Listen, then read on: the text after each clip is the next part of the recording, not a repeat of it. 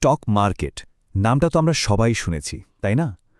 প্রায়ই কানে আসে যে কেউ এখানে টাকা লাগিয়ে একেবারে বড়লোক হয়ে গেছে, আবার এমনও শুনি যে কেউ সব খুইয়ে পথে বসেছে।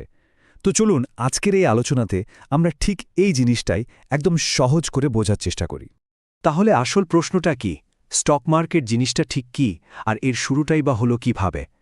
চলুন এই একেবারে মৌলিক বিষয়গুলো দিয়েই আমাদের বিশ্লেষণটা শুরু করা যাক। দেখুন, স্টক মার্কেট নিয়ে এই দুটো ধারণাই কিন্তু খুব চালু। একদিকে যেমন প্রচুর লাভের হাতছানি, অন্যদিকে কিন্তু সবকিছু হারানোর ভয়ও আছে। এই দুই বিপরীত ধারণার পেছনের আসল সত্যিটা কি, সেটাই আমরা খুঁজে বের করব। স্টক মার্কেটকে যদি ঠিকঠাক বুঝতে হয় তাহলে সবার আগে এর একেবারে গোড়ার জিনিসটা মানে শেয়ার কি সেটা জানতে হবে।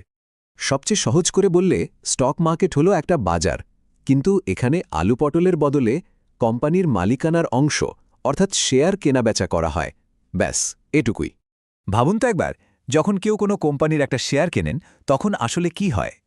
তিনি কিন্তু আক্ষরিক অর্থেই ওই বিশাল কোম্পানিটার একটা ছোট্ট অংশের মালিক হয়ে যান।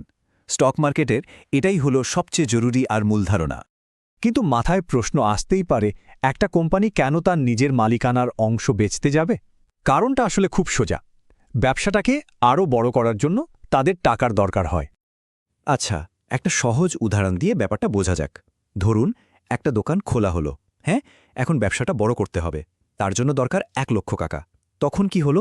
10 জন বন্ধু এগিয়ে এলো, প্রত্যেকে 10,000 টাকা করে দিল, আর এর বদলে তারা ওই দোকানের মালিকানার একটা ছোট্ট অংশ মানে শেয়ার পেয়ে গেল। এরপর কি? ব্যবসাটা যখন সত্যি বড় হলো, লাভ হলো, তখন সেই লাভের ভাগ কিন্তু সবাই মিলে পেল। আর এই যে ছোট্ট উদাহরণটা দেখলেন, এই সাধারণ ধারণাটাই কিন্তু বিশাল স্টক মার্কেটের একেবারে মূল ভিত্তি। বড় বড় কোম্পানিগুলো ঠিক এই পদ্ধতিতেই লক্ষ লক্ষ বিনিয়োগকারীর কাছ থেকে টাকা তোলে। কিন্তু এই আইডিয়াটা এলো কোথা থেকে? এর পেছনে কিন্তু একটা লম্বা আর বেশ মজার ইতিহাস আছে।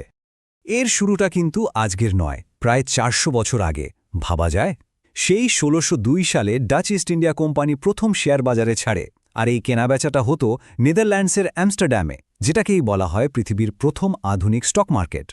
এর অনেক পরে 1792 সালে আমেরিকাতে তৈরি হল নিউ ইয়র্ক স্টক এক্সচেঞ্জ। আর আমাদের ভারতে প্রথম এলো বম্বে স্টক এক্সচেঞ্জ বা বিএসই, সেটা 1875 সালে। আর তারও অনেক পরে 1992 সাল থেকে শুরু হলো এনএসই এর পথ চলা। ভাবুন, সেই ছোট্ট শুরু থেকে আজ ভারতে লক্ষ লক্ষ মানুষ স্টক মার্কেটে টাকা বিনিয়োগ করছেন। সময়ের সাথে সাথে এর আকার আর প্রভাব দুটোই অনেক অনেক বেড়ে গেছে।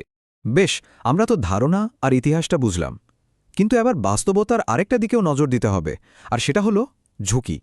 এটা মাথায় রাখা খুব জরুরি যে স্টক মার্কেট থেকে ভালো লাভ করার সম্ভাবনা যেমন সত্যি, তেমনি না জেনে না বুঝে টাকা লাগালে ক্ষতির সম্ভাবনাও কিন্তু ততটাই সত্যি।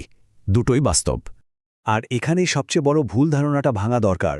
অনেকেই মনে করেন স্টক মার্কেট মানে এক ধরনের জুয়া খেলা, কিন্তু ব্যাপারটা মোটেও তা নয়। তাহলে এটা কি? এটা আসলে জ্ঞান, ধৈর্য আর সঠিক সিদ্ধান্তের একটা খেলা। কোন কোম্পানিতে টাকা ঢালা হচ্ছে সেটা জানা দরকার। বাজারের ওঠা পড়ার সময় ধৈর্য ধরে থাকাটা খুব জরুরি, আর আবেগের বশে নয়, তথ্য আর যুক্তি দিয়ে সঠিক সিদ্ধান্ত নিতে হয়। তাহলে একদম শেষে এসে প্রশ্নটা দাঁড়ায় এই যে, সঠিক জ্ঞান আর কৌশল ব্যবহার করে এই ঝুঁকিটাকে কি কিছুটা হলেও নিয়ন্ত্রণে আনা সম্ভব? এই প্রশ্নটাই আমাদের বারবার মনে করিয়ে দেয় যে বিনিয়োগের দুনিয়ায় শেখার আর জানার গুরুত্ব ঠিক কতটা।